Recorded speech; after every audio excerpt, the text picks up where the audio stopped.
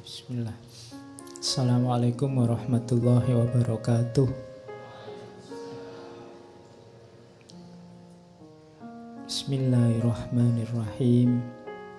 Alhamdulillahi rabbil alamin. Wa bihi nasta'inu ala umurid dunya waddin. Allahumma sholli wa sallim wa barik ala habibina wa syafi'ina Sayyidina wa maulana Muhammadin wa ala alihi wa ashabihi wa man tabi'ahum bi ihsanin ila yaumiddin. Bismillah. Mari kita lanjutkan ngaji kita. Malam ini masih di tema alegori cinta ilahiyah. Jadi ini para sufi yang menulis roman percintaan, cuma sebenarnya simbolisme dari cinta ketuhanan. Hakikatnya itu karena mungkin dianggap lebih bisa menarik orang. Lah kalau nanti dipahami hanya sebagai cinta biasa saja Pak, antara laki-laki dan perempuan, ya ndak apa-apa. Karena cinta yang menurutmu romantik biasa itu pun sebenarnya merupakan satu anugerah dari Allah dan merupakan pengantar untuk menuju cinta ilahiyah. Dalam dunia tasawuf itu kan ada istilah puncaknya suluk itu takholak bi ahlakillah, berakhlak seperti akhlaknya Allah. Jadi kita bisa menjalankan apa yang dilakukan oleh Allah. Allah menyayangi, kita sayang. Allah sabar, kita sabar. Allah adil, kita adil. Termasuk cinta. Makanya sebelum ngomong nizami, saya ambil itu dari Ibnu Arabi. Kalimatnya menarik. Innal hubba al-hakiki bainal basyari huwa al-bidayah lita'arrufi ilallah wasyu'ur bimahabbatihi wa faidhi ata'ihi wa karomihi. Sesungguhnya cinta yang hakiki, cinta yang tulus antar manusia itu adalah awal perjalanan menuju pengenalan kepada Allah. Wasyu'ur bimahabbatihi, dan merasakan pengalaman mencintai. Mencintainya, maksud mencintai Allah. Wa faidhi ato'ihi wa karomihi, dan merupakan awal untuk mendapatkan anugerah dan kemuliaan, kemurahan dari Allah. Jadi makanya minggu lalu waktu kita ngomong jami' itu di awal kan ada cerita seorang pemuda ingin masuk ke dunia sufi, sama gurunya disuruh pulang dulu, jatuh cintalah dulu. Kalau ada yang tanya dalilnya apa cinta-cintaan laki-laki dan perempuan sesama manusia, Ibnu Arabi ini bisa dipakai. Jadi tapi cinta ya, bukan pacaran. Biasanya kalian salah definisi. Ya cinta ndak harus pacaran. Kadang-kadang pacaran ndak ada cintanya, ya ada. Iya. Loh sekarang pacar sewaan ada loh. Jadi dalam rangka memenuhi kebutuhan biar ndak jomblo, yang penting ada, kan itu ada. Nah, latihanlah mencintai jiwamu biar lembut. Ya sebenarnya banyak. Kalau saya ngomong mencintai ndak harus lawan jenis. Sesama, sahabatmu, orang tuamu, saudara-saudaramu, tetanggamu. sesama muslim, sesama manusia, banyak yang bisa dicintai. Cintailah, belajarlah mencintai. Tema-tema semacam ini mungkin perlu agak sering kita angkat karena hari ini situasinya hampir semua mengeraskan hati. Apalagi menjelang pemilu. Seperti hari-hari ini itu keras. Orang lembut pun bisa jadi keras. Rencananya nggak mau maki-maki, tapi begitu membaca WhatsApp, baca Facebook, terus nggak sengaja misuh. Situasinya keras. Maka cari hal-hal yang bisa melembutkan hatimu. Yo, antara lain baca novel-novel rohani, religius, termasuk novel-novel tentang cinta. Seperti malam hari ini. Masih banyak yang lain sebenarnya, tidak cuma dua ini. Para sufi itu punya banyak karya sastra yang luar biasa. Kalau di Indonesia dikenal misalnya beliau Buya Hamka. Itu kan juga sastrawan, budayawan, ulama. Yang hari ini jarang bisa begitu. Oke, malam ini kita ketemu cerita yang sangat terkenal, Laila Majnun. Jadi Laila Majnun ini sebenarnya sebelum ditulis oleh Nizami, nama lengkapnya, nama aslinya adalah Ilyas sebenarnya. Lengkapnya Jamaluddin Ilyas bin Yusuf bin Zaki. Cuma nama penanya Nizami. Kadang-kadang disebut Nizami Ganjawi karena berasal dari daerah Ganj. Daerah Ganj itu sekarang daerah Azerbaijan. Ya, zaman itu masih di bawah Imperium Persia, dinasti Seljuk. Nizami ini anak yatim sejak kecil. Cuma dibesarkan oleh pamannya, disekolahkan. Sangat pinter, menguasai banyak ilmu agama sehingga nanti digelari hakim. Hakim tidak dalam arti penguasa pengadilan yang memutuskan, tapi orang yang ahli hikmah. Makanya digelari Hakim Nizami.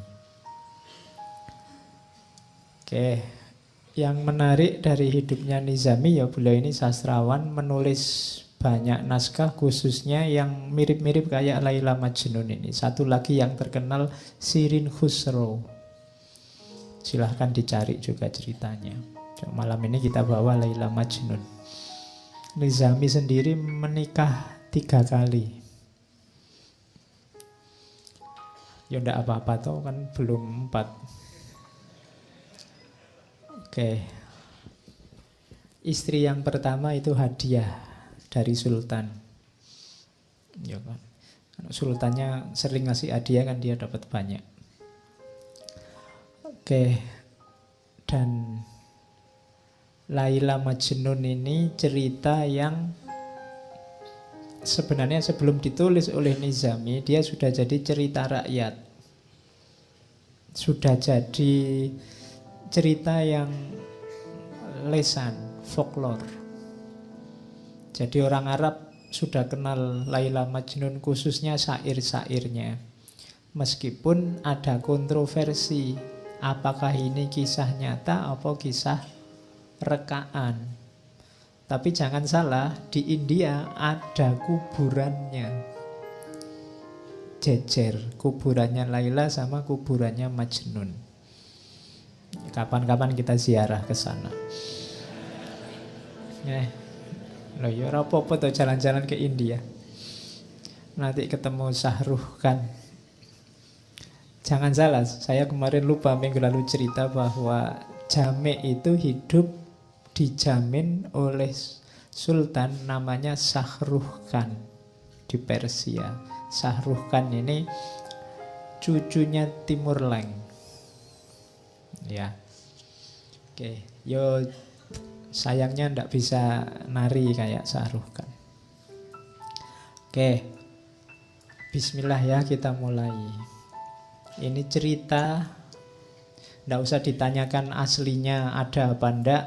Malam ini kita ingin mengambil saja hikmahnya bagaimana cinta ketuhanan itu yang ingin dikatakan oleh Nizami lewat Laila Majnun. Yo Majnun itu gelarnya, nama aslinya Qais, Qais ibnu Mulawih, atau ada yang bilang ibnu Mulawah. Kalau Laila ibnu Amir. Jadi ini anak-anak muda dari dua kabilah yang berbeda. Ya nanti karena saking gilanya dengan cinta disebut Majnun. Majnun itu dari kata, sebenarnya satu akar kata dengan jin. Mungkin kalau diterjemah letter, Majnun itu orang yang kesurupan jin. Cuma diterjemah jadi gila. Jadi orang kesurupan. Jatuh cinta itu kalau sudah banget kan kayak orang kesurupan, akalnya tidak jalan. Ya, dan secara kimiawi nanti ada penjelasannya. Jadi makanya dia disebut Majnun. Kalau Laila ya secara akar kata itu ya artinya malam. Ada yang bilang dinamakan Laila pertama karena matanya sangat indah, sangat hitam. Dan yang kedua rambutnya. Jadi rambutnya sangat hitam, pekat kayak malam. Oke, nggak usah tanya kok tahu sampai rambutnya, berarti Laila nggak jilbaban, Pak. Iya. Nggak usah tanya itu, nanti diskusinya geser. Oke. Yo kamu tanya ustadz-ustadz yang ahli fikih itu. Wong ndak jilbaban kok diceritain. Nanti kamu tanya lagi, Qais berarti ndak sholat ya Pak waktu gila itu. Iya. Oke. Yo itu biarkan ustadz yang lain yang menjelaskan. Nanti kalau ini disebut ndak sholat nanti nggak jadi dijelaskan. Jadi ini dua orang anak muda. Nanti kalau baca Laila Majnun, bab paling awal itu cerita tentang ayahnya. Namanya Umar. Jadi ayahnya ini sampai tua belum punya anak. Melakukan usaha apapun, susah sekali punya anak. Akhirnya berdoa, disuruh tirakatan sama orang-orang dekatnya dan dikaruniai ini anak laki-laki yang ganteng luar biasa, nanti dikasih nama Qais. Yang Qais ini idola pokoknya di sukunya. Sehingga nanti oleh ayahnya dia jadi harapannya suku, disekolahkan di tempat yang elit, pokoknya sekolah unggulan kalau hari ini. Nah di sekolah unggulan inilah nanti ketemu Laila. Iya, karena yo sama-sama anaknya ketua suku, berarti kan terawat pasti. Laila dikenal kecantikannya, kalau Majnun dikenal ketampanannya. Jadi yang ganteng ketemu yang cantik, masuk akal. Ya, halo ya. Sebenarnya ceritanya bisa dibikin tragis itu. Kalau di Sirin Khusro ada tragisnya, karena nanti ada yang jatuh cinta itu tukang batu jatuh cinta sama putri, meskipun nanti sebenarnya cerita sama sultannya. Tapi kalau di Laila Majnun yang ingin ditonjolkan bukan itunya, tapi bagaimana orang ketika sudah dilanda cinta itu sudah lupa dengan semuanya. Harusnya begitu. Kalau kita sudah merasa cinta sama Allah, rasanya semua yang lain tidak berarti.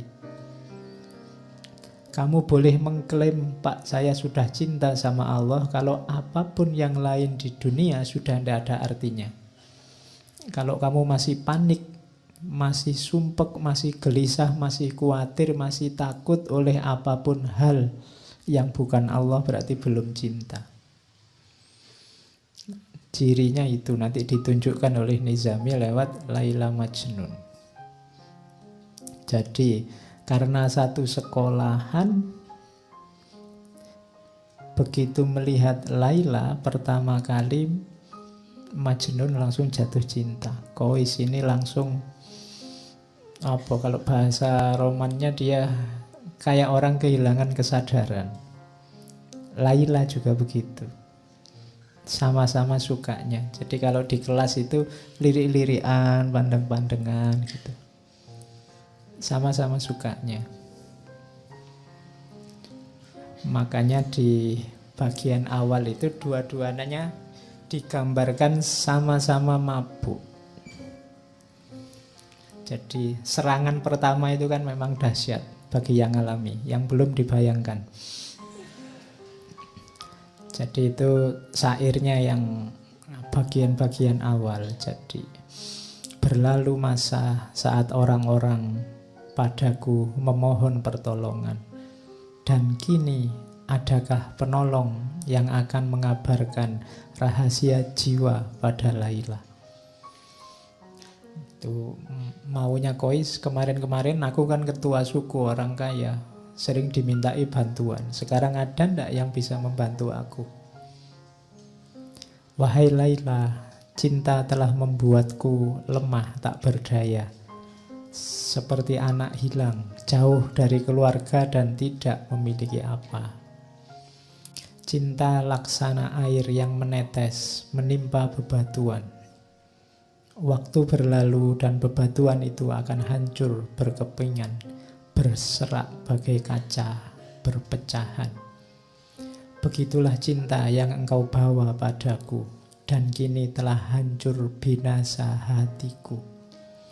Hingga orang-orang memanggilku si gila, yang suka merintih dan menangis sedih. Mereka mengatakan aku telah tersesat. Wahai, mana mungkin cinta akan menyesatkan. Jiwa mereka sebenarnya yang kering, laksana dedaunan diterpa panas mentari siang. Bagiku cinta adalah keindahan yang membuat mata tak bisa terpejam. Pemuda mana yang bisa selamat dari api cinta?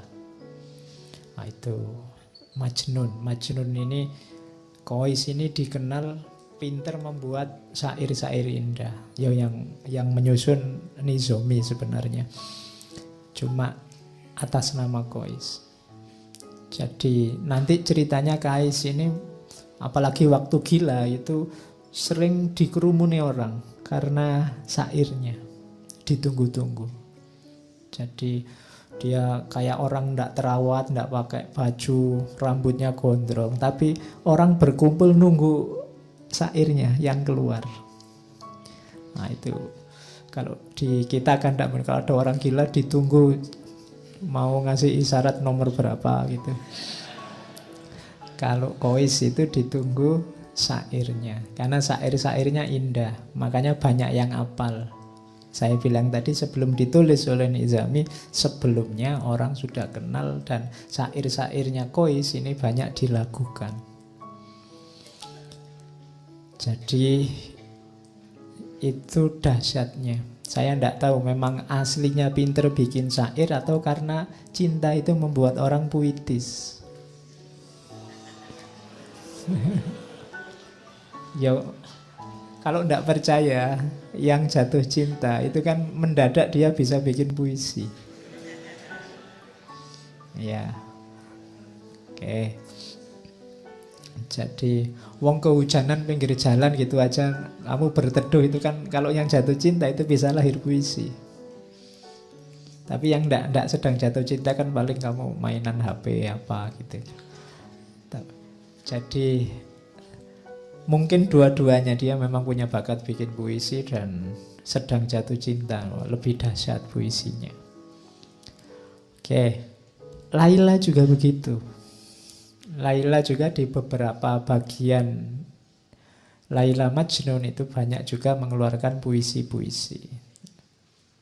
Meskipun nanti puisi-puisinya kebanyakan lewat surat yang dikirimkan pada Majnun. Itu salah satu contoh Laila juga mengalami kemabukan. Semua yang tampak dari manusia adalah kebencian. Namun cinta telah memberikan kekuatan. Orang-orang mencemooh hubungan kita, sesungguhnya mereka tidak tahu betapa kerinduan yang tersimpan dalam dada. Jadi syair ini lahir ketika orang mulai rame. Jadi ini dua orang, anaknya orang terpandang, pacaran kemana-mana berdua, tidak bisa dipisah. Jadi gosip di mana-mana. Wong sedang belajar loh, sedang kuliah loh, kok yo pacaran kan itu. Itu terus jadi gosip, jadi omongannya orang. Nah, ayahnya Laila itu merasa bahwa ini pencemaran nama baik. Jadi ini meruntuhkan kehormatan suku. Maka untuk tidak timbul masalah terus, tidak jadi bahan omongan terus, Laila ini dipanggil pulang, sudah kamu tidak usah sekolah. Di rumah saja. Jadi dua anak muda yang sedang senang-senangnya, sedang mabuk-mabuknya sekarang dipisah. Dan dimulailah babak pertama kegilaannya Majnun. Jadi waktu dipisah itu mulailah dia nyari-nyari cara untuk ketemu tapi tidak bisa. Mulai keluar banyak syair, tangisan-tangisan. Kemana-mana yang keluar dari mulutnya hanya Laila. Pokoknya Laila, Laila, Laila. Terus yang keluar dari mulutnya itu. Ini pelajaran sebenarnya dari Nizami. Kalau kalian memang sedang jatuh cinta sama Allah, akan keluar secara otomatis dari mulutmu nama Allah.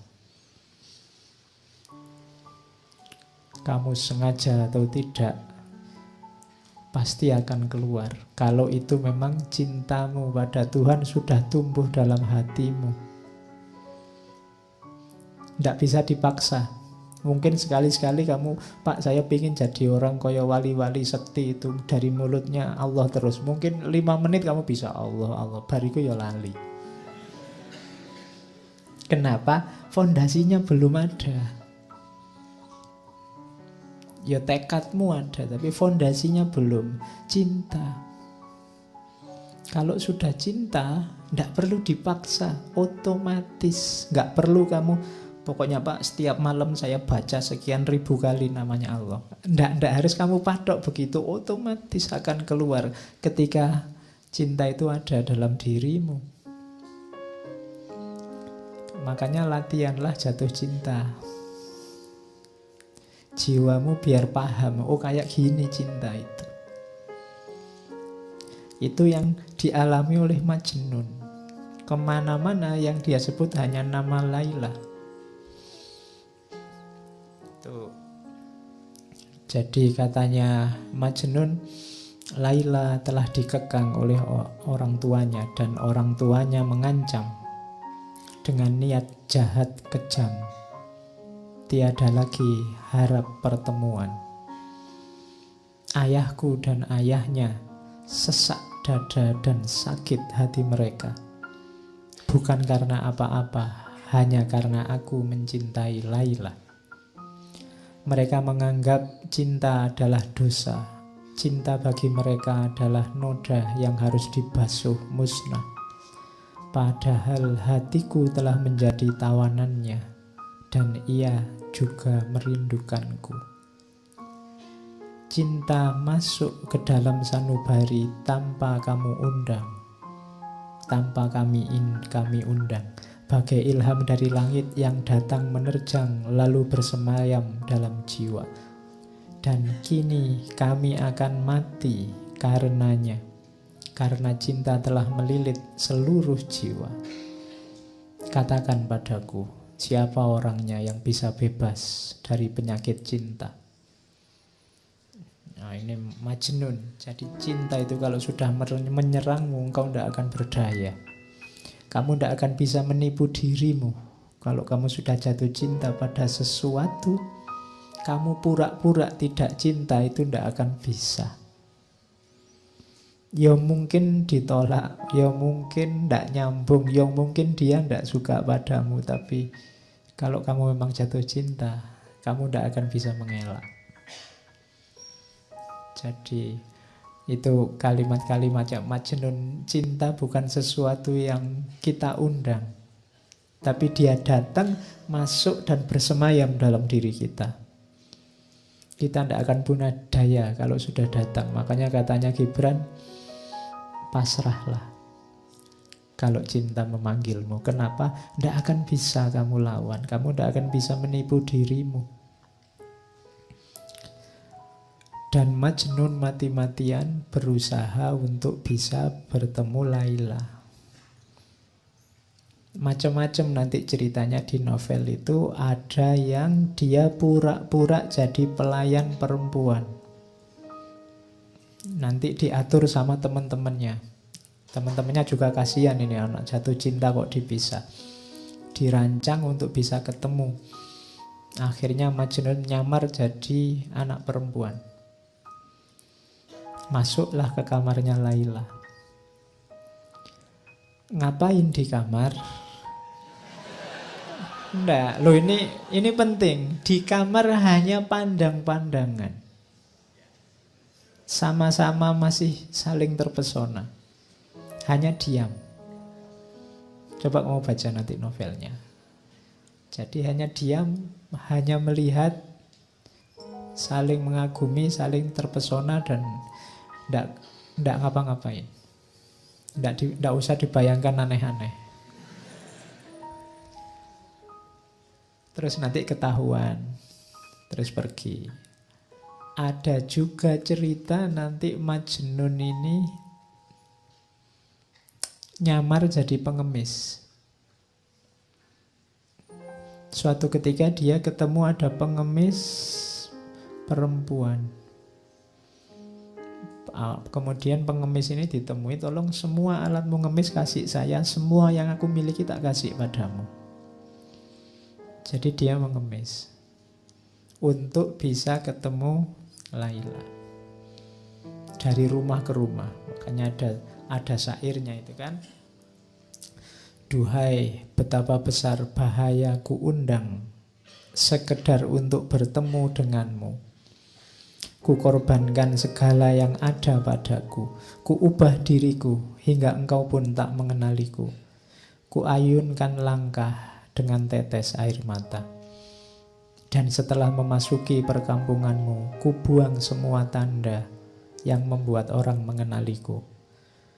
Ku ikat diriku dengan rantai baja bagai budak hina, berjalan menengadahkan tangan meminta sedekah. Dan bocah-bocah itu tiada suka melihatku. Mereka berkumpul mengelilingiku, menghardik dan melempariku seperti anjing pengganggu. Jadi dia sudah ngemis, pura-pura jadi orang hina, minta-minta dari rumah ke rumah, dikejar anak kecil-kecil, diteriaki anjing. Tidak masalah, yang penting akhirnya sampailah di rumah Laila. Itu Majnun.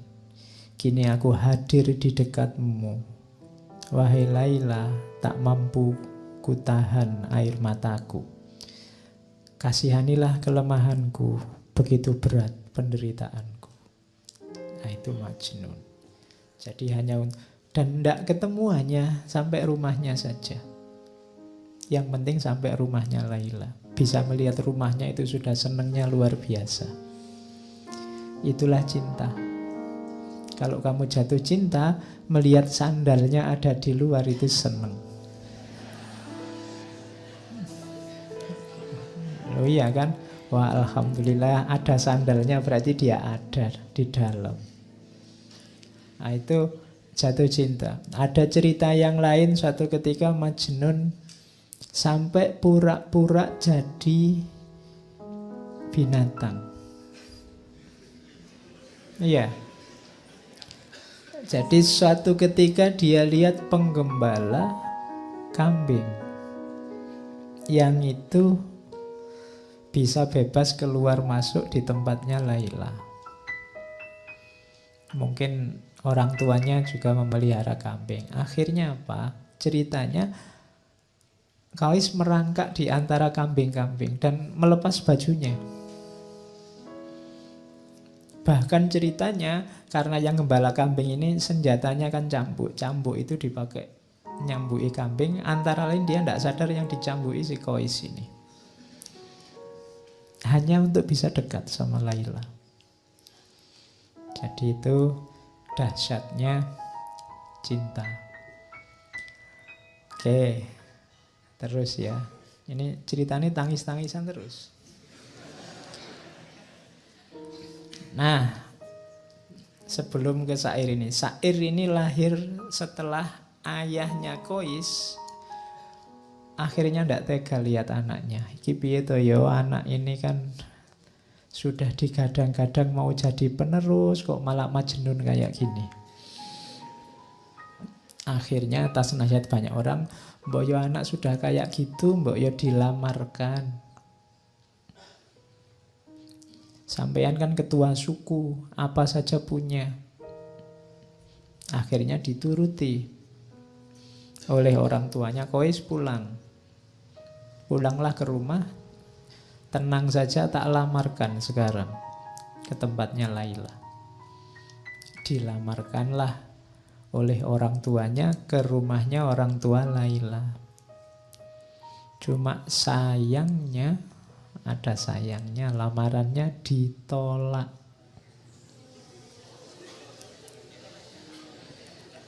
Iya. Jadi kenapa ditolak? Padahal ayahnya sudah bilang minta apa saja saya penuhi. Syaratnya apa saja bisa saya penuhi, termasuk seandainya nyawaku yang harus jadi taruhannya. Katanya orang tuanya Laila, siapa saja boleh menikahi anakku kecuali putra Anda.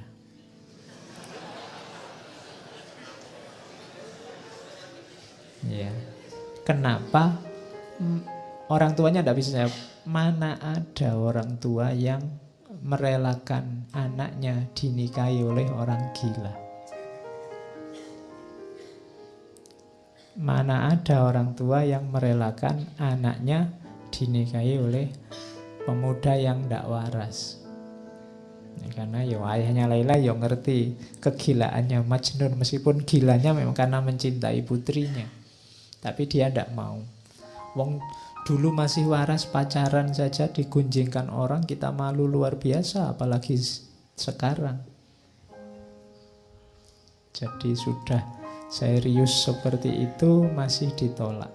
Bisa dibayangkan ya, Majnun yang tadinya sudah merasa agak sembuh, merasa terhibur, wah nanti dilamarkan oleh ayahku pasti beres, tapi kok ya ditolak. Mulai lagi kumat. Jadi iya. Dan dia katanya Majnun, rumahku telah menjadi bara api bagi jiwaku.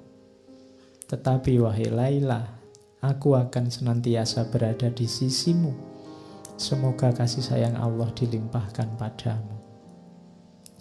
Wahai pecinta yang malang, kerabatku menganggap aku mempermalukan mereka. Teman-temanku pun gemetar jika mendengar namaku. Jadi keluarganya merasa malu oleh kehadirannya, teman-temannya semua juga menjauh, tidak ada yang mau mendekat. Duhai cawan anggur yang ada di genggaman, kini jatuh berantakan. Telah kutinggalkan sanak saudara dan orang tua, sedang kekasihku pun jauh di sana. Namun aku tidak akan menyerah walau kesulitan demi kesulitan mendera. Orang yang tidak merasakan kesengsaraan tidak akan menikmati kesenangan. Dan orang yang tidak pernah dihimpit kesedihan, mereka tidak akan dapat memahami hati yang sedang merana sendirian. Jadi mulai dari sini Majnun nanti mulai menyepi, menjauh dari keluarga, menjauh dari masyarakat, hidup di padang-padang pasir. Apalagi nanti kemudian keluarganya karena masih mempertimbangkan harga diri, khawatir malu, akhirnya pindah menjauh dari daerah situ ke daerah Najd. Wah, tambah lagi puisi-puisinya Majnun karena dia merasa semakin jauh dari Laila. Setiap hari hidupnya di padang-padang pasir, di bebatuan, di bawah padang pasir, di goa-goa. Uniknya, selain tadi sering dikerubungi orang-orang, hewan-hewan yang ada di sana itu patuh sama Majnun. Bahkan kabarnya sampai anjing, ular, macam-macam binatang-binatang buas itu kalau di dekat Majnun jinak. Jadi cirinya ada Majnun itu biasanya ada binatang buas yang berkumpul di sekelilingnya yang harusnya saling memakan malah tidak saling memakan. Itu penjelasannya Nizami untuk menunjukkan bahwa orang yang jiwanya diliputi oleh cinta, auranya juga aura cinta. Siapapun dekat akan senang. Beda dengan orang-orang yang jiwanya penuh kebencian. Jangankan ngobrol mendekat aja males, hawanya ndak enak. Iya. Jadi bangun jiwamu dengan aura yang penuh cinta. Bahkan binatang buas pun bisa tunduk, bisa patuh. Kadang-kadang kalau Majnun sedang tidur di tengah padang pasir, binatang-binatang ini yang menjaga. Itu kelebihannya para pecinta. Oke. Ini pelajaran dari Majnun lagi, bahwa cinta itu kebebasan. Wahai Laila kekasihku, berjanjilah pada keagungan cinta, agar sayap jiwamu dapat terbang leluasa. Melayanglah bersama cinta laksana anak panah menuju sasarannya. Cinta tidak pernah membelenggu, karena cinta adalah pembebas yang melepaskan simpul-simpul keberadaan. Cinta adalah pembebas dari segala belenggu. Jadi contoh paling mudah, di mana sih pembebasannya cinta itu? Majnun tidak lagi terikat oleh apapun selain cintanya. Dia rela kehilangan bahkan keluarganya, apalagi posisinya sebagai putra mahkota, apalagi kedudukannya, teman-temannya. Dia enteng saja melepaskan semuanya.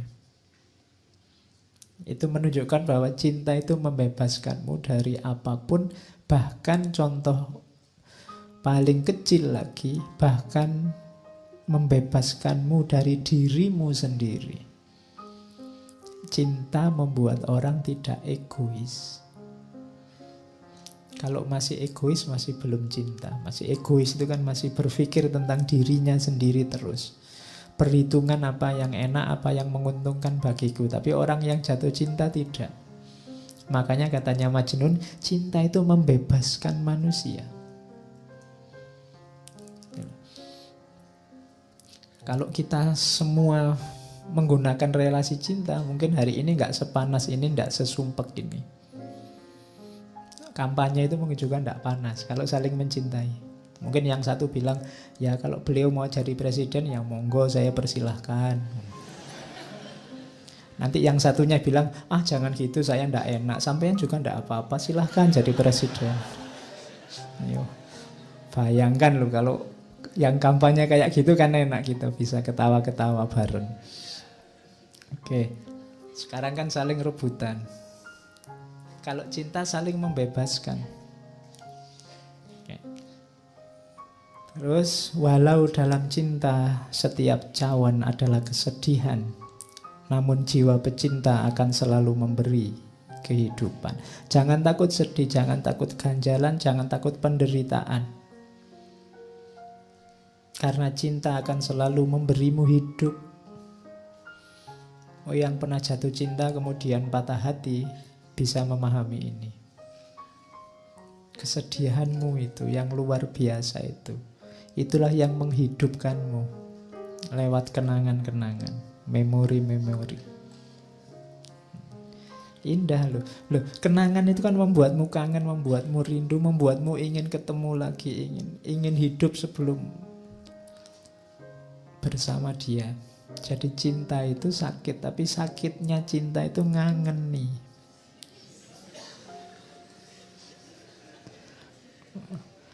Loh, iya kan? Makanya mantan yang paling heboh itu kan mantan di dunia cinta. Kalau mantan mahasiswa, mantan murid itu biasa-biasa aja.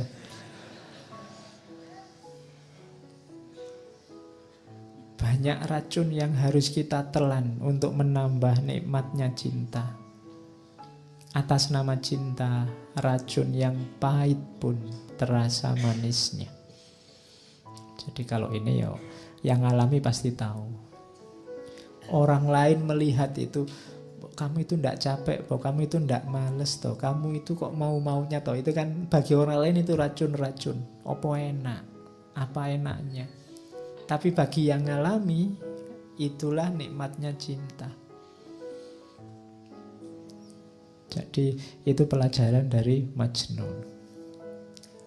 Terus, bertahanlah kekasihku, dunia diciptakan untuk kaum pecinta. Dunia ini ada karena cinta.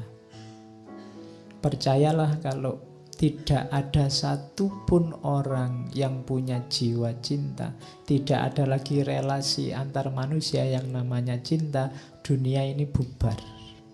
Detik ini juga. Kalau tidak percaya, coba saja. Karena orang akan saling mengobjekkan, orang saling memanipulasi, orang saling.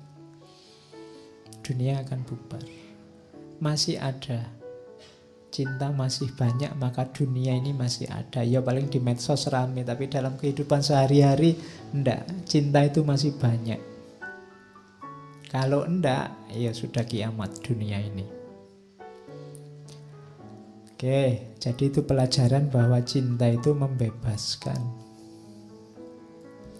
Terus, nah ini dari Majnun lagi, tentang pelajaran tentang jarak. Cinta itu paradok. Bila dekat rumahnya Laila, aku merasa terbebani. Tapi bila aku jauh darinya, aku merasa sedih. Sehingga dekat maupun jauh, bersemayam rindu dan gelisah. Saat dia berjanji, cintaku kian menggebu menanti. Saat dia tidak janji, aku mati menanti datangnya janji. Sehingga jauh maupun dekat, hanya dia di angan. Namun jarak dekat atau jauh belum menyembuhkan apa yang kami rasakan. Sungguh pun ternyata dekat dengannya lebih baik daripada jauh darinya. Jadi ini logika jarak. Kita sama Tuhan kan juga begitu. Dekat sama Tuhan ada tanggung jawab, ada beban-beban. Jauh sama Tuhan itu menggelisahkan. Kamu mungkin agak ngeri-ngeri, Pak, kalau saya dekat terus sama Tuhan, nanti buka HP harus hati-hati, gak boleh buka yang gitu-gitu. Nanti bohong dikit gak bisa, sholat harus tepat waktu, puasa harus sholat tahajud. Kok rasanya berat ya Pak, dekat dengan Allah, dekat denganmu, membebani. Tapi jauh itu menggelisahkan. Waduh, kok jauh ya dari Allah, nanti jangan-jangan dapat murkanya, jangan-jangan Allah tidak berkenan, tidak ridho. Itu paradoknya cinta. Dekat sama yang kamu cintai, itu kan kamu merasa terbebani. Aku harus membuat dia bahagia, aku harus membuat dia nyaman, jangan sampai dia tidak berkenan. Lebih sumpek. Tapi jauh, lebih sumpek lagi kalau jauh. Biayanya lebih banyak, menghabiskan kuota, pulsa. Belum lagi marah-marahan, saling curiga. Sini ngomong maksudnya untuk menghibur, sana membacanya dianggap marah-marah. Wong yo tulisan itu kan ndak ada ekspresinya. Nah itu kan jauh, jauh menggelisahkan, dekat memunculkan beban. Tapi tenang saja Laila, cintaku ndak hilang meskipun kamu jauh. Padahal sebenarnya lebih enak kalau kamu dekat. Nah itu pelajaran selanjutnya dari Majnun tentang jarak. Ini nanti pelajarannya banyak. Kamu malam ini diajari orang gila. Ya. Jadi karena mungkin kalau orang waras susah ngajari cinta. Orang waras kepentingannya banyak. Melakukan apa-apa sering tidak tulus. Beda sama orang gila. Apalagi gila karena cinta. Oke. Jadi itu pelajaran selanjutnya tentang jarak. Pelajaran selanjutnya itu syairnya terkenal sekali. Amurru alat diyari diyaro laila uqabbilu dzal jidar wa dzal jidar wa ma hubbud diyar syahfana qalbi walakin hubbu man sakanat diyar. Jadi Majnun ini hobinya apa? Kalau pas sepi tidak ada orang, dia mengendap-endap datang ke rumahnya Laila, nempel di dinding terus menciumi dinding rumahnya Laila. Oke, berarti kamu tadi yang terpesona oleh sandalnya, ya berarti menciumi sandalnya. Jadi aku berjalan amurru alat diyar, aku berjalan melintasi rumahnya Laila. Terus kucium dinding itu, kucium dinding itu. Semua sudut-sudut rumah, dinding-dindingnya diciumi. Cinta di dadaku bukanlah untuk dinding rumah, namun cinta pada siapa yang tinggal di dalamnya. Ya, oke. Ya, ya kalau ndak tahu rumahnya ya nanti dinding kampus.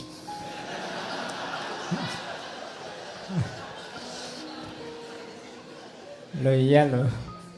Jadi kalau pas lagi kuliah itu kamu bisa nyiumi dinding.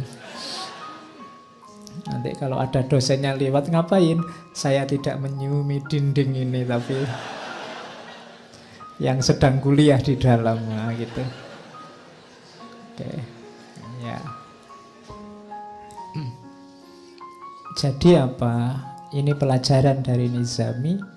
Kalau kita jatuh cinta, maka semua yang berhubungan dengan yang kita cintai pasti juga kita cintai, kita hormati, kita hargai, jadi berharga. Berarti apa? Kalau kita cinta sama Allah, pasti kita juga memuliakan dan menghargai semua yang berhubungan dengan Allah. Apakah itu manusia, apakah itu binatang, tumbuhan, alam semesta. Konsekuensi dari mencintai Allah pasti mencintai semuanya, karena dalam semuanya ada tanda-tanda kehadiran Allah. Temboknya Laila adalah tanda adanya Laila. Maka semua orang, semua makhluk harusnya juga kita cintai. Kalau orang ngaku mencintai Allah tapi masih ada yang dia benci di alam ini, padahal semua yang ada di alam semesta ini adalah tanda-tanda kehadirannya Allah, berarti sebenarnya dia belum terlalu cinta. Jadi cinta pasti tidak menyisakan kebencian apapun. Kalau itu cinta pada Allah, tidak mungkin kita ada benci pada apapun yang bukan Allah. Karena yang bukan Allah itu kan juga berhubungan dengan Allah. Jadi ini, kisah ini pelajaran dari Qais bahwa semua yang berhubungan dari Laila adalah manifestasi kehadirannya Laila. Dia hormati, dia hargai, dindingnya dia ciumi. Oke. Terus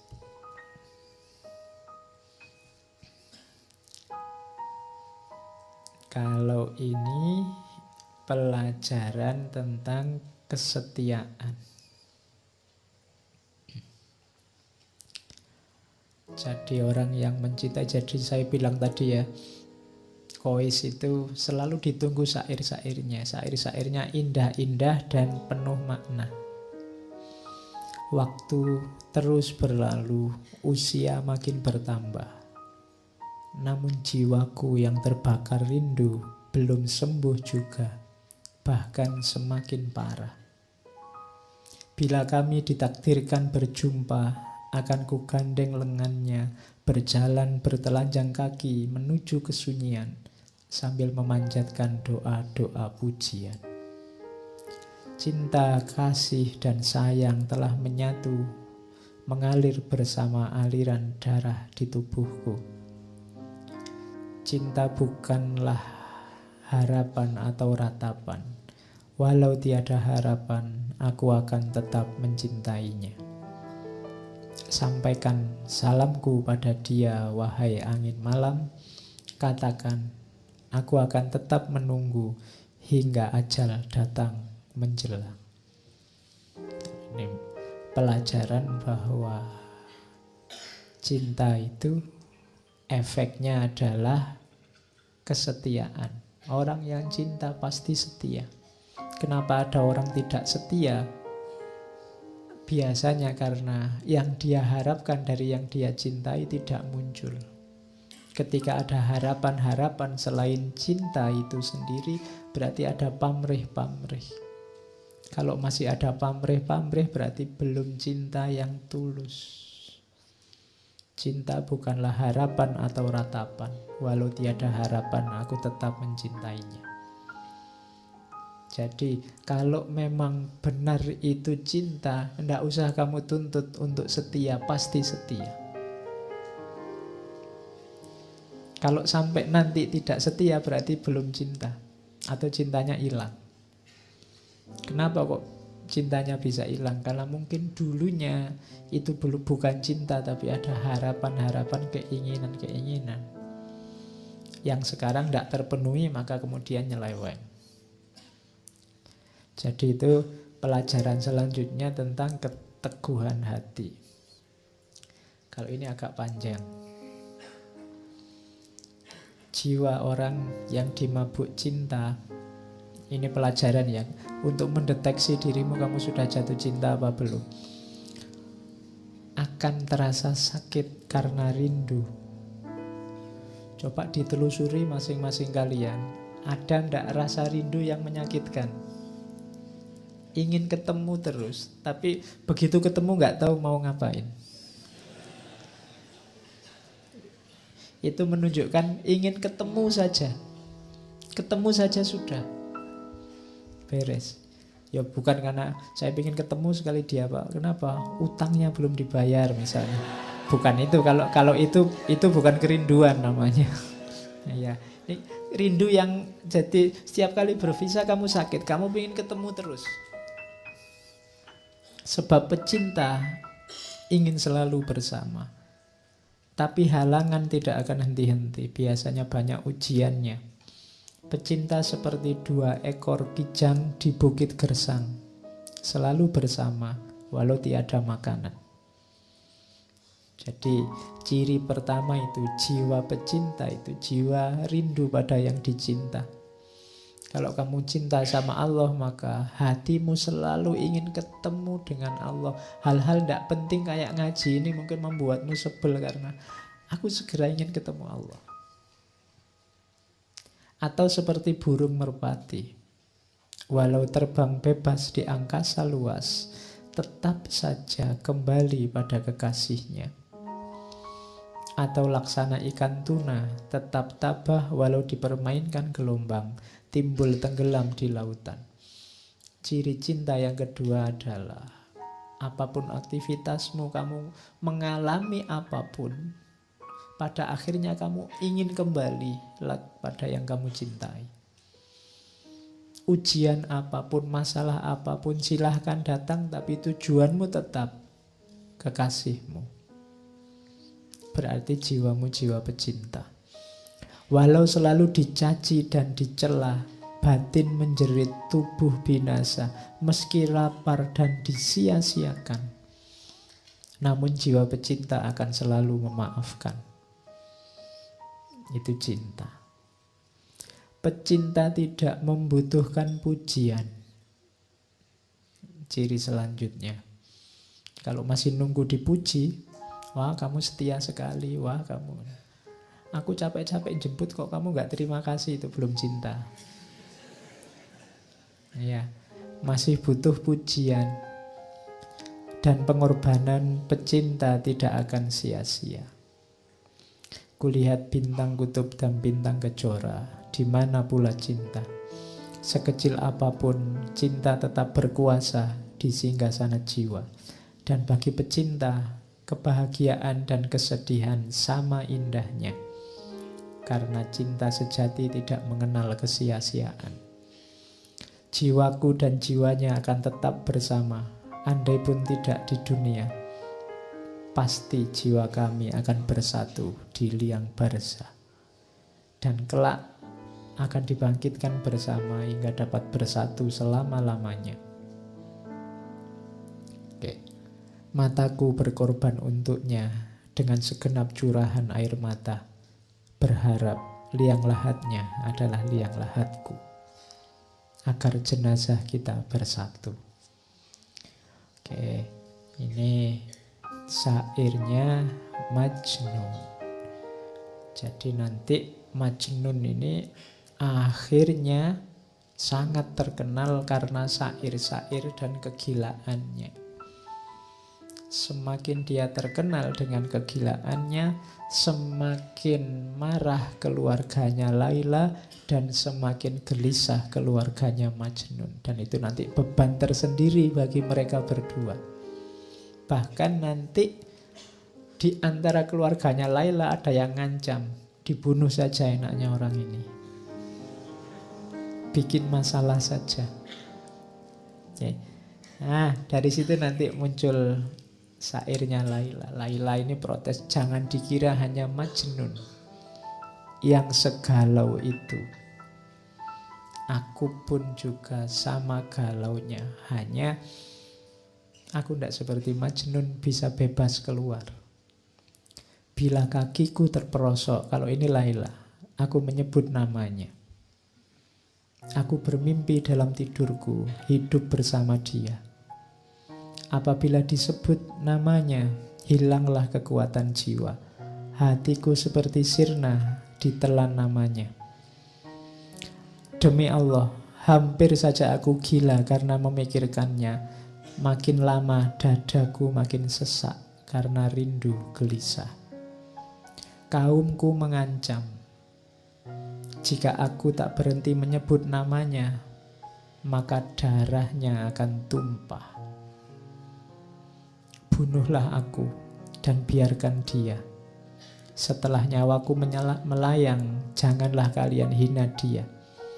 Cukup apa yang ia derita karena cinta. Mungkin ia akan menuduhku tidak setia dengan janji, dan aku tidak akan mampu mencegahnya. Ku campur tinta dengan air mata untuk menulis surat padanya. Inilah saat kukuburkan jiwaku untuknya. Aku khawatir jika ajalku tiba, tak dapat memandang wajahnya. Ini Laila.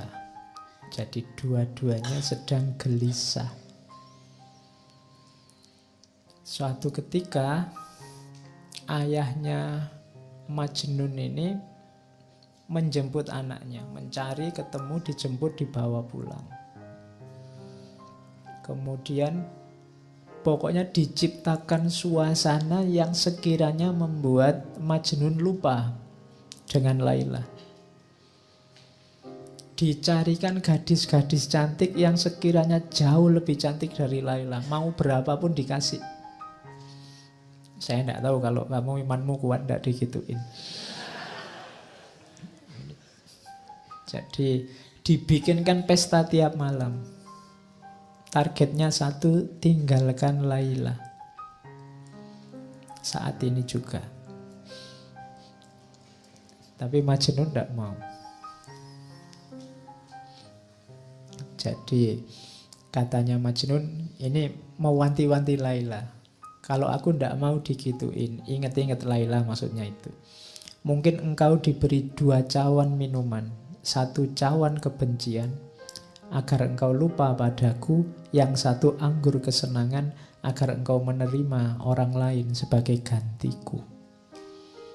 Duhai kekasihku, ku ingatkan dirimu, jangan rusakkan ikatan yang orang lain selalu ingin menyempurnakan. Kelak engkau akan melihat beda antara cinta dan nafsu. Wahai Laila, nafsu akan melemahkan hati.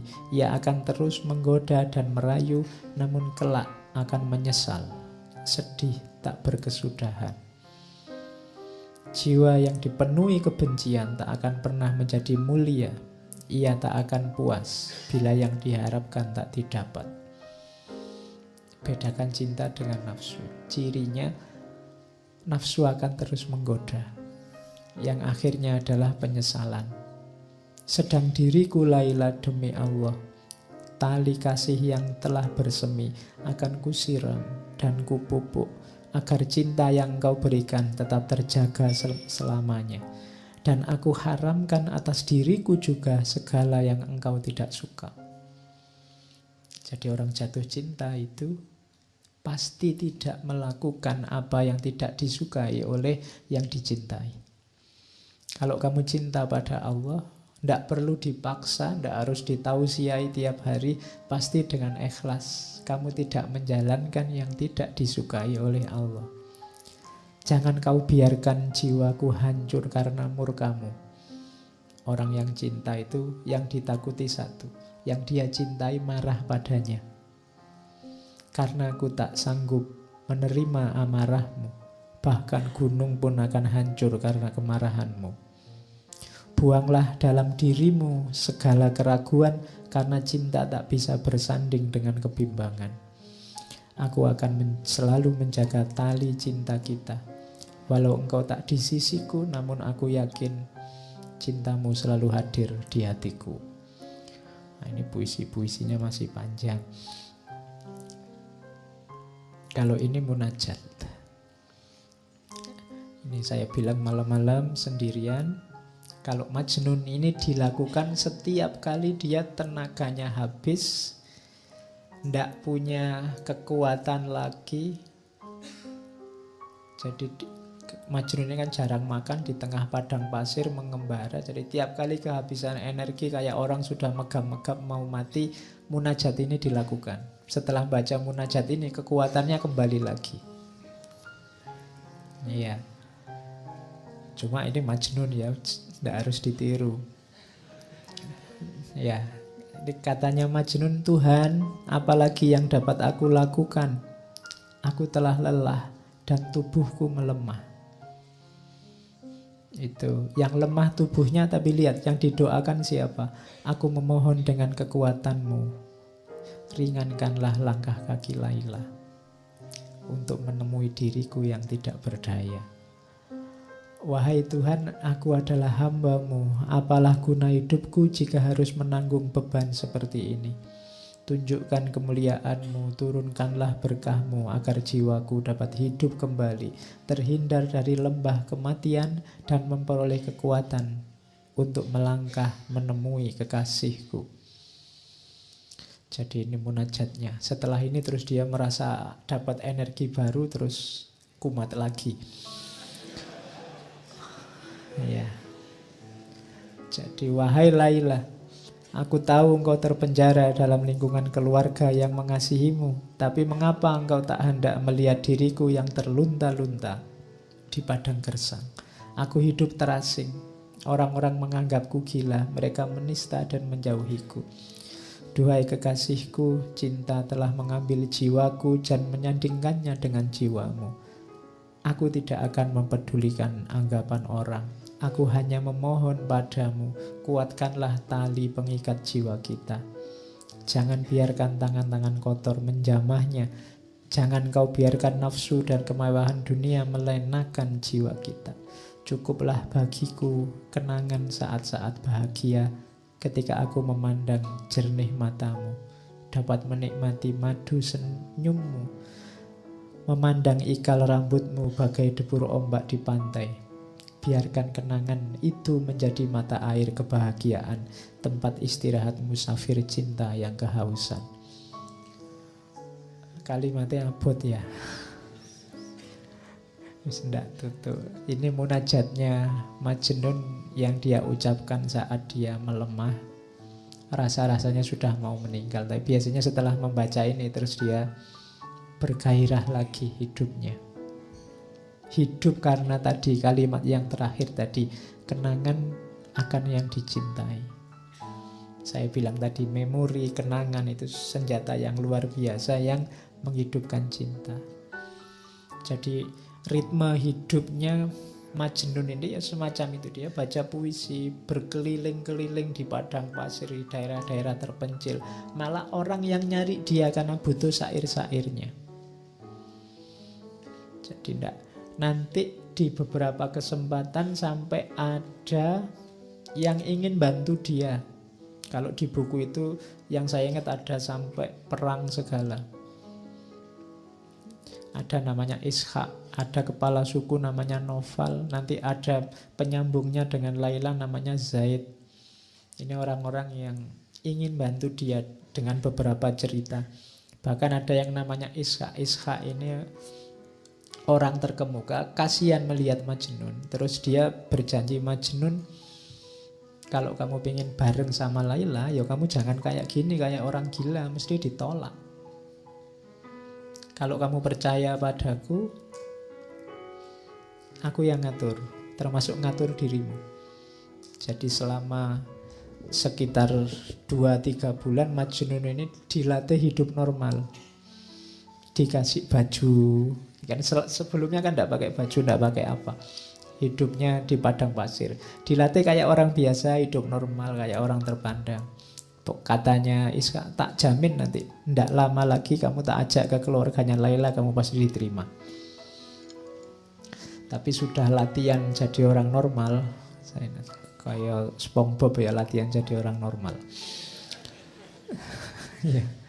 Jadi setelah dia dianggap normal oleh Iska, diajak melamar lagi ke rumahnya orang tua Laila, tapi tetap ditolak. Iya. Jadi pokoknya orang tuanya sudah antipati sama Majnun. Pokoknya asal bukan Majnun. Jadi itu membuat Majnun kalap lagi. Dia puisi-puisinya keluar lagi. Sudah lari lagi ke padang pasir mengembara lagi. Oke, sampai orang tuanya sedih. Menjelang meninggal, ayahnya ini mencari-cari dan ketemu. Majnun sampai sujud-sujud di kakinya karena tidak bisa memenuhi permintaan ayahnya untuk pulang. Tidak bisa. Katanya Majnun, wahai ayahanda, kesedihan adalah takdirku. Penderitaan telah memangsa masa mudaku. Kesedihan bagai ulat yang memakan habis daun-daun bungaku, hingga tunas keindahan hidupku tercabut. Aku duduk dalam kegelapan, berselimut debu, dan telah kuucapkan selamat tinggal pada semua kenikmatan duniawi yang menggodaku. Segala penderitaan telah aku jalani, dan keceriaan masa muda telah tercampak, tersisih. Kini aku datang ke hadapanmu, memohon maaf dan maklummu. Engkau adalah ayahku, orang yang sepantasnya ku minta ridho darimu. Jadi dia tidak sanggup memenuhi permintaan ayahnya untuk pulang hidup secara normal. Akhirnya ayahnya minta, ya sudah kalau gitu permintaanku yang terakhir, ayo kamu ikut aku naik haji. Jadi nanti ada cerita Majnun ini oleh ayahnya diajak ke Mekah untuk haji. Bayangannya ayahnya nanti di Mekah berdoa untuk melupakan Laila. Di Mekah kan doa-doa dikabulkan. Jadi bayangannya orang tuanya itu. Tapi nanti waktu naik haji, lagi asik-asiknya melakukan ritual haji, tiba-tiba ada orang entah sengaja atau tidak mengucapkan kata Laila.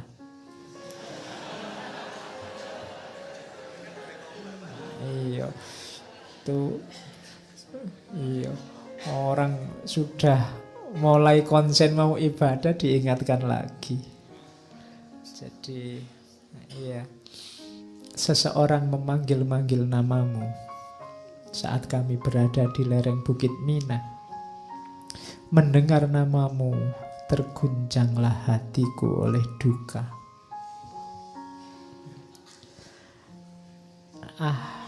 Lelaki itu tidak tahu betapa suci namamu. Mengapa ia memanggil nama Laila dengan seenaknya? Iya. Jadi iya, enggak. Apakah ia tidak tahu dengan menyebut namamu berarti ia telah menerbangkan seekor burung yang telah bersarang di hatiku? Iya. Ia memanggil nama Laila. Semoga Allah membukakan kedua matanya untuk melihat betapa pesonamu yang tak akan mampu dia kira. Iya. Ya wis, kumat lagi. Sudah asik-asiknya mau ketemu Allah, mau berdoa di sana. Akhirnya begitu nyampe Ka'bah, dia pegangi pintu Ka'bah, doanya ini. Aku teringat akan dikau Laila saat para jamaah haji sibuk berzikir. Di kota Mekah, di dinding Ka'bah, mereka kusyuk berdoa, sedang kalbuku hanya tertuju padamu. Ya Rahman, aku bertobat padamu dari dosa-dosa yang telah kulakukan dan dari dosa-dosa yang akan selalu datang bermunculan. Aku mencintai Laila, namun halangan menghadangku untuk bertandang. Aku menyayanginya dan tidak bisa berpaling dari selain dia. Bagaimana aku bisa berpaling darinya sedang hatiku telah tergadai padanya? Aku bertaubat padamu Robbi, karena padamu jua aku akan kembali. Wahai yang maha pengasih, raja di raja para pecinta, engkau yang menganugerahkan cinta ini. Aku hanya mohon padamu satu hal saja, tinggikanlah cintaku sedemikian rupa, sehingga sekalipun aku binasa, cintaku dan kekasihku tetap hidup.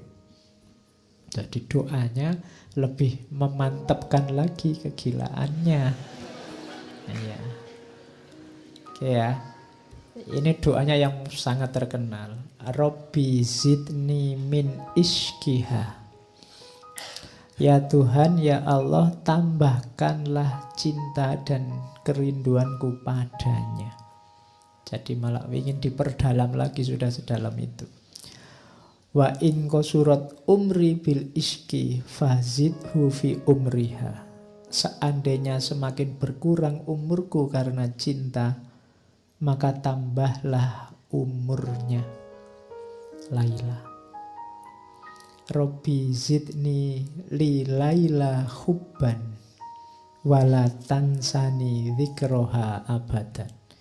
Wahai Tuhan, tambahkanlah cintaku pada Laila, jangan membuatku lupa untuk mengingatnya selamanya. Ya boleh kamu tiru nanti, nama Laila diganti pacarmu.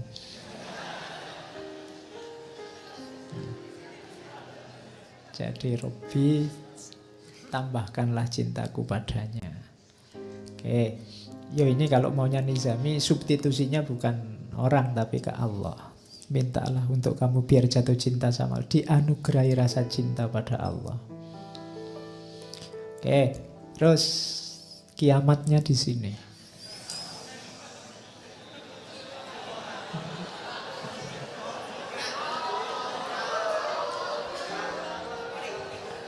Oke. Ya. Ya. Jadi nanti Laila ini dipaksa untuk kawin dengan laki-laki tua namanya Abu Salam. Ya, ini yo bisa dibayangkan seperti apa situasinya Majnun waktu tahu Laila menikah. Wahai dunia, begitukah balasanmu pada pecinta yang tulus ini? Begitukah balasan yang harus aku terima dari pengorbananku? Kemarin aku masih merasa senang karena bayang-bayang Laila masih hadir dalam mimpiku. Namun kini bayangan itu pun engkau renggut. Apalagi yang aku miliki sekarang. Wahai dunia, engkau telah mencabik-cabik tubuhku yang lemah tak berdaya.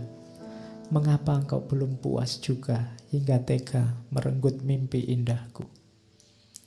Laila, wahai Laila, di mana engkau letakkan hati dan jiwaku? Di mana engkau simpan janji dan kenangan kita? Semudah itukah engkau menyerah, melupakan segala derita yang aku rasa? Tangan siapakah yang telah mencengkerammu dan menjauhkan dirimu dariku? Laila, datanglah kemari sebentar saja, tikamkanlah belati ke dalam jantungku. Tikaman belati yang mencabut nyawaku akan lebih indah dari hidup menanggung siksaan cinta.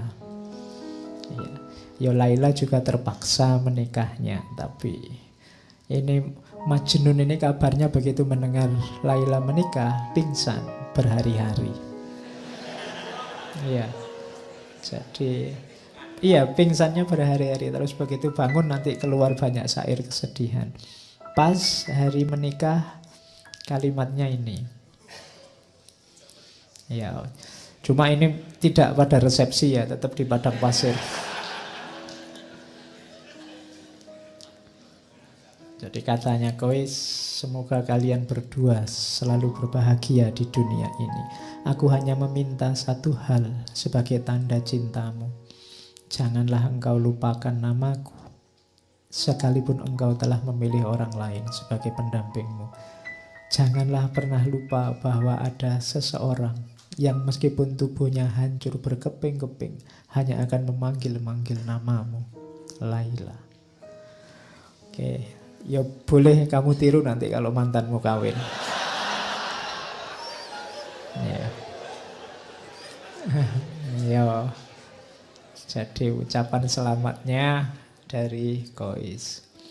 Jangan salah, nanti Laila juga jawab. Karena Laila tahu pasti ini Majnun akan galau luar biasa. Ya, jadi Laila menjawabnya pakai surat. Kalimatnya panjang. Dalam hidupku, aku tidak bisa melupakanmu barang sesaat pun. Ku pendam cintaku sedemikian lama tanpa mampu menceritakannya kepada siapapun.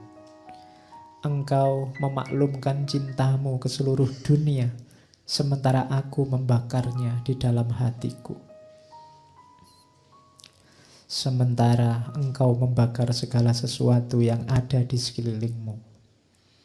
Kini aku harus menghabiskan hidupku dengan seseorang, padahal segenap jiwaku menjadi milik orang lain.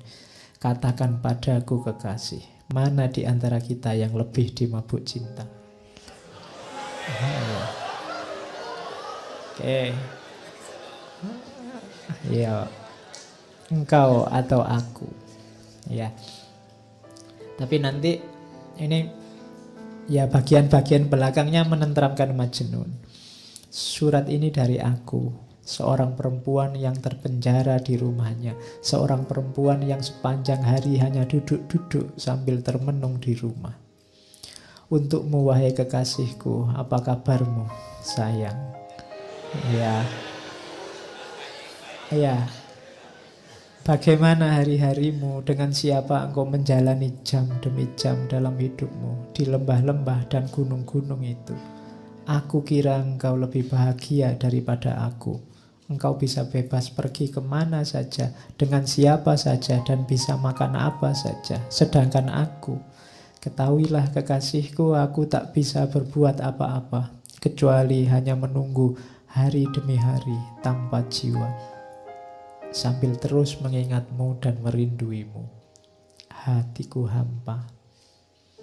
Duhai kekasih, jiwaku yang berhati bening, bagai mata air Khidir, mata air keabadian. Aku masih seperti dulu. Meski aku telah menikah, namun aku bersumpah, hatimu selalu ada di hatiku. Meski aku tidur satu rumah dengan suamiku, tapi ranjangku tak pernah mempertemukan kepalaku dan kepalanya. Ya. Iya. Itu kalimat aslinya la yajma'u ra'si wa ra'suhu firos. Jadi memang Laila tidak mau disentuh oleh suaminya. Nanti ceritanya begitu. Permata di tubuhku masih tersimpan utuh, bersih, dan tak pernah disentuh oleh jamahan tangan siapapun. Hartaku yang paling berharga masih terkunci rapat dan tak pernah dibuka oleh tangan siapapun. Bunga di taman masih tetap kuncup dan belum merekah sebagaimana dulu. Wahai kekasih hatiku, kemarilah, tuangkan air keabadian Khidir itu. Jarak jauhku darimu tak akan lama lagi. Kita akan menyatu dalam keabadian. Ya, ini surat panjangnya Laila karena untuk menenteramkan Qais. Jadi kalau tidak begitu bisa stres terus. Ya. Tapi nanti terus Qais juga balas suratnya. Cuma Qais ini senengnya luar biasa dapat suratnya Laila, sehingga dia yang biasanya bisa bikin syair panjang lebar sekarang tidak bisa ngomong apa-apa. Kalimatnya pendek sekali jawabannya. Nanti penghubungnya ini namanya Zaid. Ini surat dariku, aku yang gelisah dan gila. Untukmu, wahai engkau yang ada di lubuk jiwaku. Kini engkau adalah mahkota di kepala siapa dan kekayaan di tangan siapa. Aku hanyalah debu di lembahmu. Bila engkau menuangkan untukku air pertemuan, engkau menumbuhkan bunga dan menerbitkan musim semi. Namun bila aku memperolehmu dan tak lagi berpisah jauh darimu, bumi ini tak akan menumbuhkan apapun selain debu. Lihatlah, aku adalah tawanan yang terbelenggu. Jadi ini ketidakberdayaan seorang Qais. Ingin sekali ketemu Laila, tapi sekarang dia tidak percaya lagi dengan dirinya sendiri. Kalau aku bersama Laila, jadi apa Laila? Kalau aku tidak berpisah denganmu, bumi ini tak akan menumbuhkan apapun selain debu, karena aku sudah seperti ini sekarang. Tidak pantas lagi dengan dirimu. Jadi itu juga hiburannya Qais pada Laila, maka Laila tenang saja, tidak apa-apa. Jadi itu peristiwa kiamatnya Qais ketika pernikahannya Laila. Ya nanti masih ada cerita, misalnya Qais ketemu, saya bilang tadi Noval. Noval ini ketua suku. Ketua suku yang ingin membela Qais. Dia ngerayu-ngerayu ayahnya Laila, tidak dikasih. Akhirnya sudahlah, perang saja. Jadi di Laila Majnun ada peristiwa peperangan antara kubunya Noval, Syekh Noval dengan sukunya orang tuanya Laila. Sukunya orang tuanya Laila kalah. Cuma waktu perang ini Qais sebenarnya tidak ingin perang. Ketika perang Qais malah ada di pihaknya, ceritanya Laila, sukunya Laila. Iya, bingung ya memang. Jadi karena bagi Qais sukunya Laila tadi kan ditanda-tanda semua yang berhubungan dengan Laila dia sayangi juga. Jadi Qais ini ceritanya ikut bantu mengobati yang sakit, yang luka, tapi dari kubu Laila. Itu yang membuat Noval bingung. Iya. Ya, terus begitu terakhir ayahnya jadi tawanan, katanya ayahnya, nyawaku, sukuku, putriku, ya karena aku kalah terserah mau kamu apain aja. Permintaanku satu, kalau aku disuruh memberikan, menikahkan anakku dengan Qais, tidak. Ya, pokoknya itulah antagonisnya ada di situ. Jadi kalau Qais enggak, itu kehormatan suku kalau bagi ayahnya Laila. Jadi, mbok ini semua suku kamu jadikan budak, bahkan Laila kamu kawini sendiri, aku kamu bunuh nyawaku, iya, tapi anakku tidak akan kuizinkan dinikahi oleh Qais. Oke, itu di antara ceritanya begitu sampai nanti Laila menikah dan suaminya memang tidak boleh menyentuh Laila sama sekali sampai saya tidak tahu yang meninggal duluan suaminya Laila. Tidak mungkin dia ngenes juga tidak boleh menyentuh Laila. Karena sudah tua memang suaminya. Jadi sudah tua, kawin sama yang muda, tapi tidak boleh menyentuh. Akhirnya dia meninggal duluan. Tapi Laila ini setelah meninggalnya suaminya kesehatannya turun drastis karena dia sudah memang habis-habisan memendam rindu. Qais juga sudah habis-habisan begitu. Kemudian dia sakit-sakitan, sakit parah. Dan nanti terakhir ada kalimat bagus, kalimatnya Laila pada ibunya, pesannya. Katanya Laila, ibu, lihatlah, cahaya wajahku telah memudar dan menjadi pucat pasi, tak lagi bercahaya. Lilin-lilin di mataku tampak muram dan akan segera padam. Wahai ibuku, aku mohon engkau mendengarkan wasiatku sebelum aku pulang besok atau lusa. Bila mana aku mati, kenakan aku baju pengantin yang paling bagus.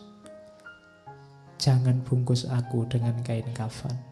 Carilah kain yang berwarna merah muda, bagai darah segar seorang yang syahid. Lalu riaslah wajah dan tubuhku secantik mungkin, bagaikan pengantin yang paling cantik di seluruh bumi. Alis Qais dan bulu mataku ambillah dari debu yang melekat di kaki kekasihku. Dan jangan usapkan ke tubuhku minyak wangi kasturi atau minyak wangi apapun. Usapkanlah dengan air mata Qais, kekasihku. Sesudah aku mengenakan baju pengantin itu dan menjadi sangat cantik dan anggun, aku akan menunggu Qais. Sang pengembara yang luka itu akan datang. Terus, wahai ibu, katakan kepada pengembara yang selalu diliputi kesengsaraan itu, semua sudah selesai. Laila, sahabatnya dalam kesedihan itu, sekarang sudah tiada. Ia telah bebas dari belenggu duniawi. Hatinya hanya diberikan kepadamu dan dia mati untukmu. Cinta telah menyatu dalam kehidupan yang ia jalani. Cahaya cinta itu begitu murni sehingga tak ada kebahagiaan lain yang dia ketahui selain menyebut namamu. Tidak ada satupun yang bisa menghibur pikirannya yang selalu tertekan kecuali cintanya padamu. Dan dengan cinta itu jiwanya yang lembut telah pulang ke alam keabadian. Semua berkahnya hanya untukmu. Ini pesan terakhirnya Laila lewat ibunya. Kemudian Laila meninggal. Bisa dibayangkan bagaimana kondisinya Qais. Dia pingsan berhari-hari. Iya, pingsan berhari-hari. Terus setelah itu dia lari-lari ke makamnya Laila. Dan setelah itu dia tidak kemana-mana lagi, hanya ada di makamnya Laila. Pekerjaannya tiap hari memeluk nisan dan makamnya Laila. Dan ini kalimat terakhirnya. Sebelum menyusul Laila, nanti dia meninggal dalam keadaan memeluk pusaranya, memeluk makamnya Laila. Engkau telah keluar dari kehidupan yang membingungkan ini. Dunia adalah rangkaian pengkhianatan dan perselisihan yang tidak pernah berakhir. Dan aku berharap engkau dapat segera melepaskan belenggu di kakiku dan memuaskan dahagaku dengan minuman cinta yang memabukkan. Di sana kita akan segera bertemu dalam kebahagiaan abadi. Lilin yang menyinari hidup kita akan semakin bersinar dengan nyala yang lebih terang. Cinta kita akan bercampur dengan cahaya keabadian. Ya Allah, dengarlah hamba-Mu. Dalam tatapan cinta, bebaskanlah dia dari segala penderitaan yang menimpanya selama ini. Atas nama-Mu, rengkuhlah dia dalam pelukan-Mu. Ya Allah, tunjukkanlah kasih sayang-Mu, tunjukkanlah kebesaran-Mu pada diriku ini. Pertemukanlah segera aku padanya. Tidak ada lagi yang dapat kupertahankan di dunia ini setelah jiwaku satu-satunya Engkau panggil. Setelah itu tidak ada. Jadi mereka berdua meninggal. Itu akhirnya Laila Majnun. Nanti cerita ini ada beberapa tambahan. Ada cerita juga seorang sufi. Kalau di akhir cerita itu Zaid tadi yang jadi penghubung itu bermimpi dua-duanya berbahagia di alam sana. Qais dan Laila sedang berbahagia dengan pakaian terindah, dengan keremajaannya lagi dan seterusnya. Tapi nanti ada seorang sufi yang bermimpi. Jadi sufi ini bermimpi bahwa di akhirat sana Allah menyapa Qais. Sapaannya pada Qais adalah, wahai Qais, mengapa engkau menyebut namaku dengan nama Laila waktu di dunia? Itu sebenarnya ingin menunjukkan bahwa sebenarnya ini kisah tentang cinta ilahiyah. Kisah tentang cinta kepada Tuhan yang sudah mendalam. Itu yang membuat para sufi mabuk Allah. Itu yang membuat yang ada di mulut para sufi itu ketika mengalami puncak rasa cinta itu hanya Allah. Oke. Dan ini cerita Laila Majnun ini banyak diadaptasi macam-macam. Ada beberapa yang saya bawa. Beberapa kali juga sudah saya cerita, misalnya dulu waktu ngomong Rumi. Jadi ini ada kisah dari Rumi tentang Majnun, salah satu teks Majnun. Jadi saya bilang tadi cerita tentang Majnun itu folklore yang sudah beredar di tengah masyarakat. Yang saya bawa malam ini versinya Nizami, tapi versi yang lain banyak. Kalau ini antara lain versi dari Rumi, ada beberapa cerita. Misalnya, satu ketika teman-temannya Majnun ini tanya, Majnun, kalau kamu mau, kami bisa mendatangkan perempuan yang lebih cantik untukmu, kata orang-orang. Jawabannya Majnun, kalian tak akan mengerti. Aku mencintai Laila bukan karena rupa dan penampilannya. Saat memiliki gelas, yang terpenting dan yang paling membahagiakan bukan bentuk gelas itu, melainkan ketika aku bisa menikmati anggur dengan gelas tersebut. Kalian sebaliknya, merasa puas dan cukup dengan bentuk gelas, tapi tak tahu apa yang paling penting dari sebuah gelas. Tak ada artinya gelas emas berhias permata tapi isinya cuka. Wadah tua dan rusak berisi anggur bagiku lebih baik ketimbang 100 gelas emas berisi cuka. Itu. Kalau bahasa hari ini mungkin jangan lihat casingnya. Kalau sudah jatuh cinta itu casing tidak penting. Orang yang masih ribut dengan rupa, dengan casing, itu sebenarnya belum jatuh cinta. Kalau sudah jatuh cinta tidak penting lagi itu. Makanya katanya Rumi, cinta menjadikan sesuatu tampak menawan. Namun yang tampak menawan tak selalu menyebabkan jatuh cinta. Kalau kamu sudah jatuh cinta, seperti apapun kondisi yang kamu cintai akan tampak indah. Itu yang tidak dipahami oleh banyak orang. Tadi kamu mendengarkan ceritanya Laila Majnun kan, mbok sudah nyari yang lain kan banyak. Sesimpel itu yang ada di pikiran kita. Kenapa? Karena kita belum jatuh cinta. Yang sudah dan pernah jatuh cinta pasti ngerti apa nilai yang dicintai. Tidak sekedar casingnya. Oke, itu kisah carangan kalau di wayang ini, kisah petelan yang diambil Rumi. Ada lagi kisah potongan lagi saya bawa, kalau ini menarik.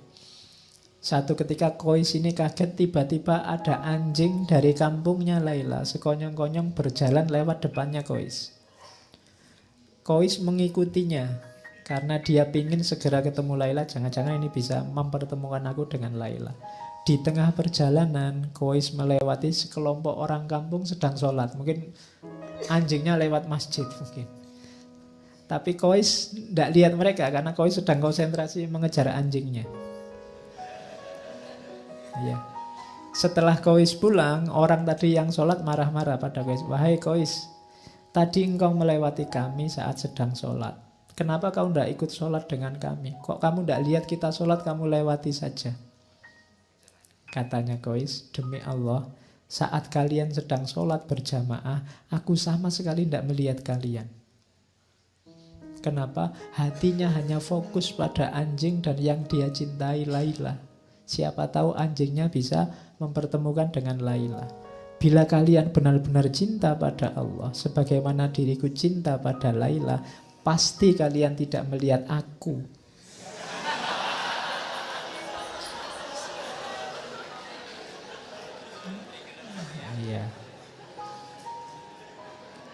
Ya, saat kalian sholat. Ya. Padahal kalian sedang berbicara dengan Allah, tapi mengapa kalian masih bisa memperhatikan diriku? Aku saja yang mengejar anjing kepunyaan Laila, pujaan hatiku, sama sekali tidak melihat kalian. Jadi ini sindiran luar biasa dari Kois. Ya. Aku aja cuma anjing aja sampai lupa sama kalian. Kalian sama Allah loh, masih bisa sibuk sama diriku. Itu sindirannya Kois pada orang-orang. Ada lagi ini cerita. Ini juga kisah sampingan. Di Nizami tidak ada. Jadi suatu ketika di rumah Laila diadakan pesta. Semua warga desa diundang. Majnun yang tidak diundang menyusup saja masuk. Sampai di dalam rumah dia lihat loh, orang-orang kok antri. Dia juga ikut antri. Nah, waktu dia ngantri kan yang membagi antrian kan Laila. Jadi dengan ikut antri itu dia bisa memandang wajahnya Laila. Waktu pas dia dapat antrian,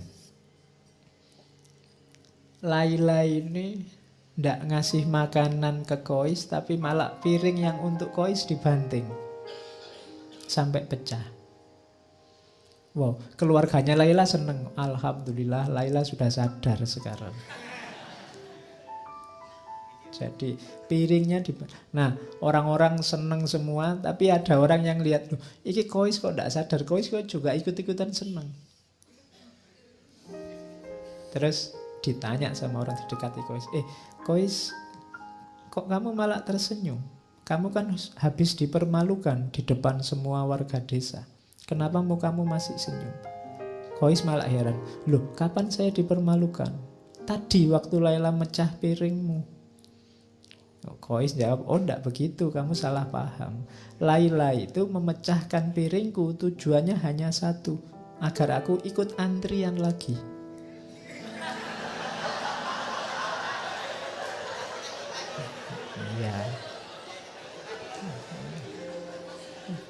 Jadi kalau aku ikut antrian lagi ya Pak, aku bisa ketemu lagi, kita bisa berlama-lama saling memandang. Ya, sehingga rindunya bisa terobati. Jadi rahasianya di situ. Ya. Ini sebenarnya sindiran bahwa kalau Allah ngasih kamu susah, kalau Allah ngasih kamu ujian, kesulitan, itu mungkin karena Allah ingin dekatnya lama sama dirimu. Kalau doamu lama tidak dikabul-kabulkan, mungkin Allah suka rindu mendengarkan suaramu terus. Jadi jangan salah paham dulu. Makanya cintailah Allah, dekatilah Allah dengan rasa cinta, maka kamu tidak akan kecewa, tidak akan mengeluh, tidak akan putus asa. Karena banyak rahasia di balik itu. Nah, itu rahasianya cinta ilahi. Kayak Laila yang banting piringnya Kois itu kalau dilihat biasa saja kelihatan, wah ini tega sekali sama Kois. Tapi Kois yang ngerti rahasianya malah tertawa. Orang kampung yang tidak tahu dia sorak-sorak, dianggap wah Laila sudah sadar, padahal tidak. Oke. Terus kalau ini pernah saya bawa, lupa di. Jadi ini suatu ketika Majnun ini sakit, sama teman-temannya dibawa ke tabib. Katanya tabib, oh ini sakitnya parah, harus dibedah karena ada yang infeksi, ada darah yang harus dikeluarkan. Tapi Majnun menolak, jangan, saya tidak mau dibedah. Tabibnya bingung, lah kok kamu takut? Selama ini kan kamu keluar masuk hutan sendiri. Macan tidak takut, apalagi binatang buas tidak takut. Lah kok kamu dibedah aja takut? Katanya Majnun, enggak, bukan dibedahnya yang saya takut. Lah kamu takutnya apa? Aku takut pisaunya menyakiti Laila.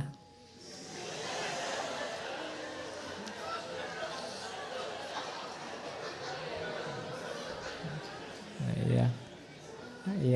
Ya tabibnya heran, lu menyakiti dari jalur mana? Wong yang dibedah kan badanmu. Katanya Majnun, lu justru itu. Laila itu ada di setiap bagian tubuhku, dia ada di aliran darahku.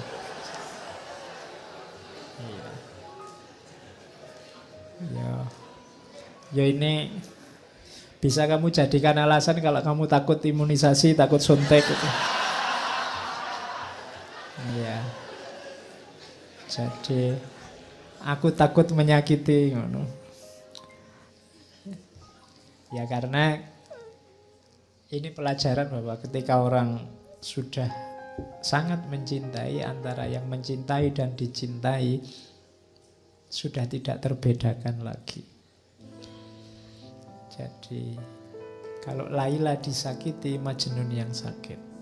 Kalau Majnun disakiti, Laila yang sakit. Jadi ketika Majnun dibedah, yang dikhawatirkan oleh Majnun adalah sakitnya Laila. Kenapa? Kalau Laila tahu Majnun dibedah, dia yang sakit. Itu yang dikhawatirkan oleh Majnun. Kalau orang yang kamu cintai sedang disakiti dia ini kan kamu juga tidak terima sakit. Nah, itu yang tidak diinginkan oleh Majnun. Makanya jangan dibedah. Aku takut apa? Kenapa? Di setiap aliran darahku ada Laila. Kalau aku disakiti, Laila juga sakit. Oke, ini pelajaran cinta selanjutnya. Ada kisah petelan lagi saya bawa. Kalau ini sama analogi untuk cinta ilahiyah. Jadi satu ketika Majnun ini ingin ketemu Laila. Terus dia naik onta. Tapi sayangnya ontanya baru melahirkan. Nah, onta yang baru melahirkan ini masih sayang-sayangnya sama anaknya. Jadi waktu ditunggangi oleh Majnun, ontanya ini bolak-balik, mau maju tapi dia mau mundur lagi. Maju mundur lagi, dia nggak nyampe-nyampe. Akhirnya Majnun turun, katanya Majnun, sudahlah, saatnya kita berpisah, cintamu dan cintaku tidak sejalan. Iya, loh iya kan, ontanya mencintai anaknya, dia mencintai Laila, jadi tidak sejalan. Karena menunggangi kamu, selama ini aku berjalan di tempat, kadang maju, kadang mundur.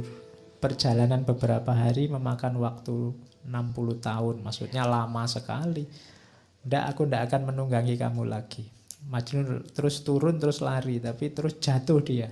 Kakinya patah, tapi dia tidak putus asa ceritanya. Kakinya patah, dia ikat sendiri, terus dia menggelindingkan badannya. Jadi tidak bisa jalan kan? Ya, merangkak juga tidak bisa, kakinya sakit diikat. Ya sudah, muter aja menggelundung. Nah, ini pelajarannya adalah kalau engkau masih terikat oleh dunia, oleh banyak hal di luar dirimu, kayak onta tadi yang masih kamu tunggangi, kamu tidak akan nyampe-nyampe pada yang kamu cintai. Kalau masih sangat banyak beban yang harus kamu bawa, kamu tidak akan sampai-sampai. Tinggalkan semua bebanmu, berjalanlah, berlarilah, menggelindinglah menuju yang kau cintai. Ya, yang dicintai pastinya Allah.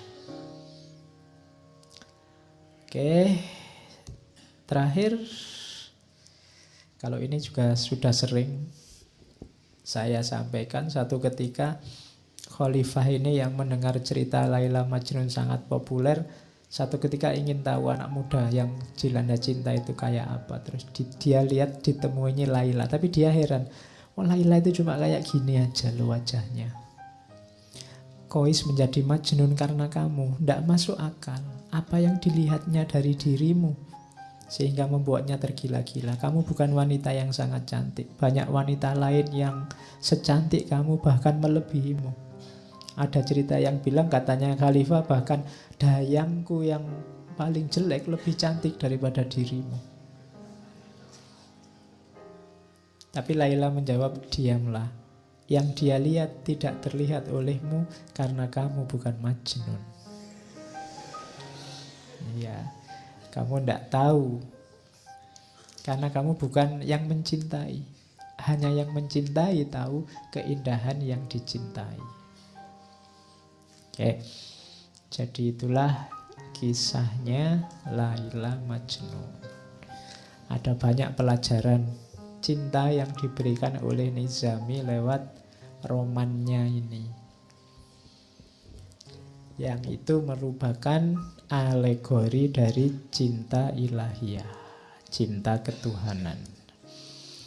Oke, saya kira itu ya untuk malam ini. Sesi cinta saya kira cukup. Nanti kalau cinta-cintaan terus ya tidak enak juga. Bulan depan kita mulai berfilsafat lagi.